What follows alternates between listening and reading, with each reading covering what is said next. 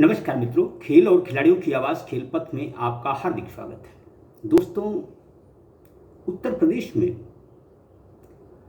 खेलों में इस समय न तू मेरी कहे न मैं तेरी कहूँ का अजीब खेल चल रहा है। दरअसल भ्रष्टाचार, व्यभिचार में फंसे लोग अब नहीं चाहते कि सिरे से जांच हो और वे कसूरवार ठहराए जा सके। खेलों के आशाराम न केवल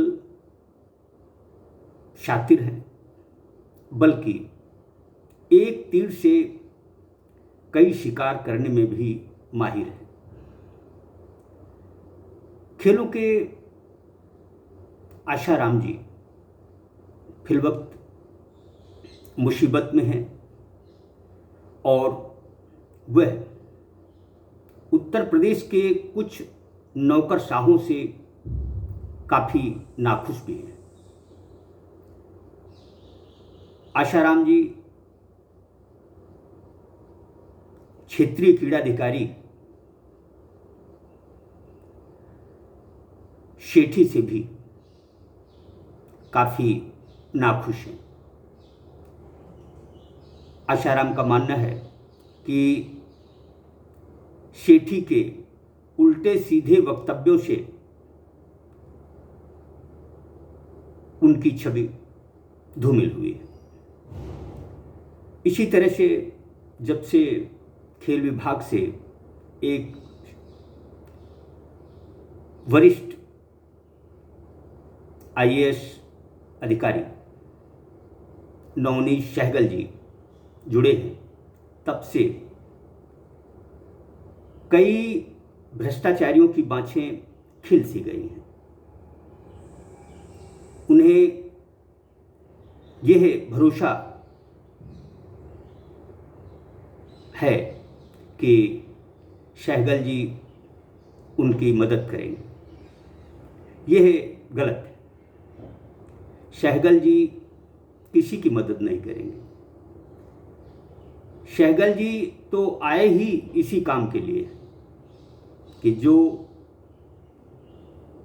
खेल निदेशालय में भ्रष्टाचार हुए हैं, जिस तरह का जंगल राज खेलों में व्याप्त है, योगी जी ने उन्हें इसे ही दुरुस्त करने के लिए भेजा है। दरअसल खेल निदेशक आरपी सिंह जहां गलत तरीके से पदोन्नति लाभ का सुख भोग रहे हैं, वहीं क्षेत्रीय क्रीड़ाधिकारी अजय कुमार सेठी कई ऐसे काम कर चुके हैं जिनकी यदि सही तरीके से जांच की जाए तो उन्हें कोई माई का लाल बचा नहीं सकता।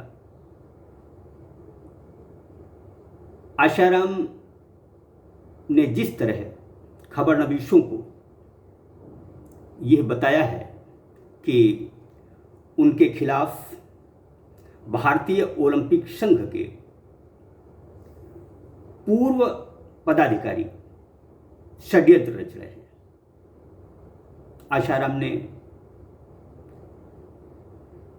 उन पूर्व अधिकारियों का उल्लेख भी किया है,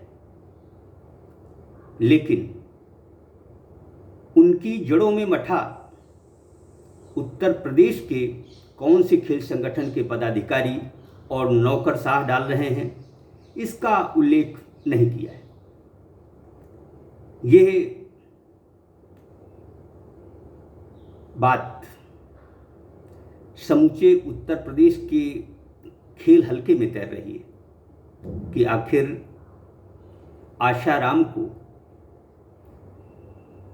उत्तर प्रदेश में आईना दिखाने की किसने ठान ली है। दरअसल आशाराम जी कितने भी शातिर कितने भी चालाक क्यों न हों, उन्हें हिंदू धर्मगुरु आशाराम से सबक सीखना चाहिए। खेलों के आशाराम धर्मगुरु आशाराम बापू से एकांश भी नहीं है।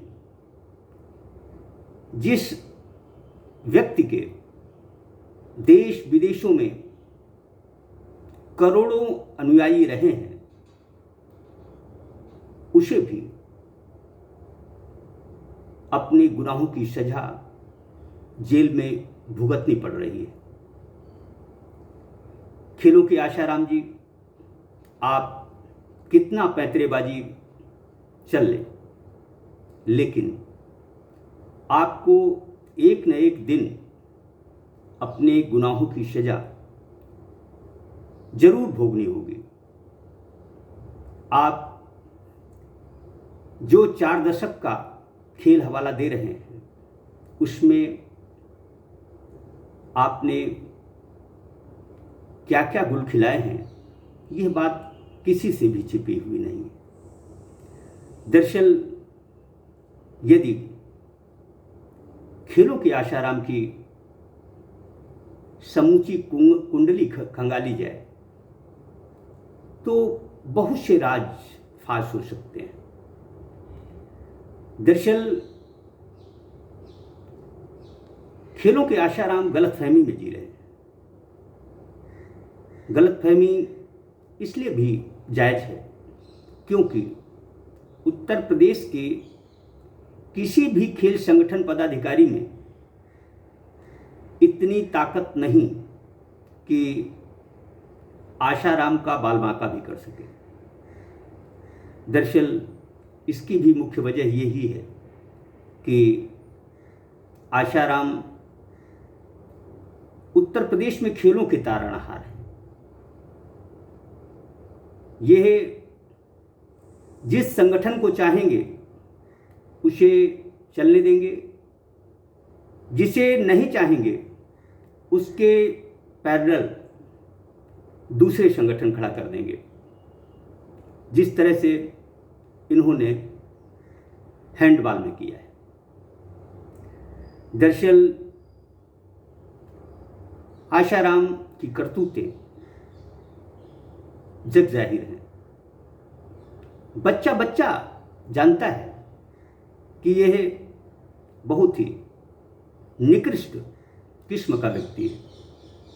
ऐसा नहीं है कि इसके कामकाज, इसकी आदतों से इसके अनुयायी वाकिफ न हो। इस आशाराम के अनुयायी भी इसके कृत्यों से पूरी तरह अवगत है, लेकिन उनके अपने निजी स्वार्थ हैं। निजी स्वार्थ की वजह से ही वह कुतर्क कर रहे हैं। दरअसल मैं अमर उजाला समाचार पत्र के संपादक का आभारी हूं, जिनके प्रयासों से अमर उजाला के सभी संस्करणों में आशाराम की खबर प्रमुखता से प्रकाशित हुई है। न सिर्फ एक खबर, बल्कि मुख्य पृष्ठ पर एक खबर और अंदर के पृष्ठों पर भी एक खबर प्रकाशित की गई है। यदि अमर उजाला में पूरी ईमानदारी से ये खबर प्रकाशित नहीं होती तो मैं समझता हूँ कि आशाराम एक तरह से अपनी लड़ाई जीत चुके होते। जो भी हो, अमर उजाला को उत्तर प्रदेश नहीं बल्कि देश का हर खेल प्रेमी साधुवाद देता है कि उसने अपना काम सही अंजाम दिया है। बात यहीं खत्म नहीं हो जाती। खेल निदेशालय उत्तर प्रदेश भी मानता है कि आशाराम कसूरवार है। यदि नहीं मानता होता तो 29 अगस्त को आशाराम से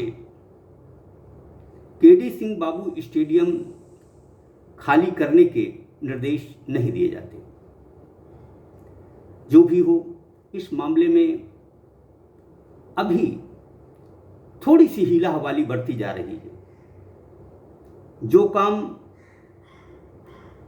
अतिशीघ्र हो जाने चाहिए उन्हें जानबूझकर विलंबित किया जा रहा है। मैं उस शख्स को भी धन्यवाद साधुवाद देता हूं जिसने मुख्यमंत्री पोर्टल पर खेल निदेशालय के अधिकारियों और आशाराम की हकीकत से मुख्यमंत्री योगी आदित्यनाथ जी को अवगत कराया है। दरअसल मुख्यमंत्री योगी आदित्यनाथ जी के संज्ञान में यदि यह बातें नहीं आती तो मैं समझता हूं कि खेल निदेशालय के पदाधिकारी भी नहीं जगते। जो भी हो, मामला संदिग्ध है और जांच बिना किसी को कसूरवार नहीं ठहराया जा सकता। यदि जांच में आशाराम जी दोषी पाए जाते हैं तो उन्हें न केवल जेल होगी बल्कि मैं समझता हूं कि खेलों में काफ़ी कुछ सुधार हो जाएगा। यद्यपि खेलों में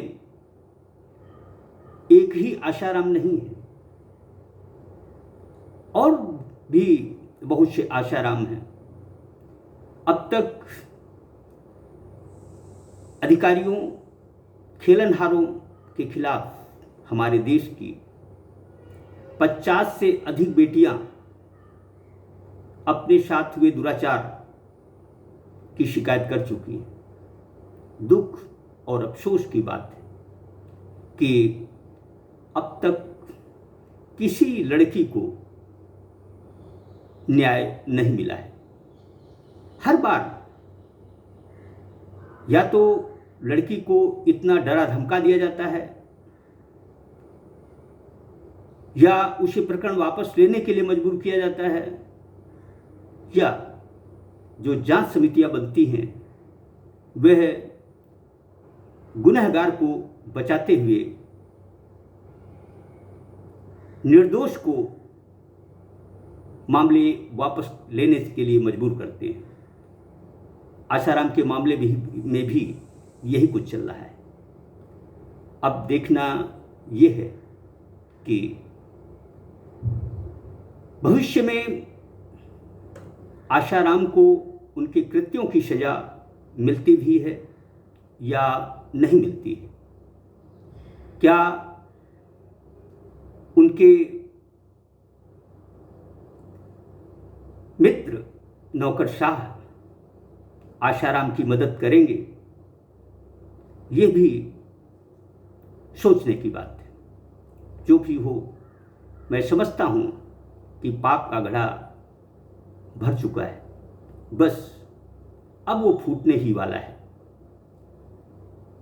देखना वह समय आएगा कि समूचे उत्तर प्रदेश में आशाराम की थू थू होगी। जय हिंद, जय भारत।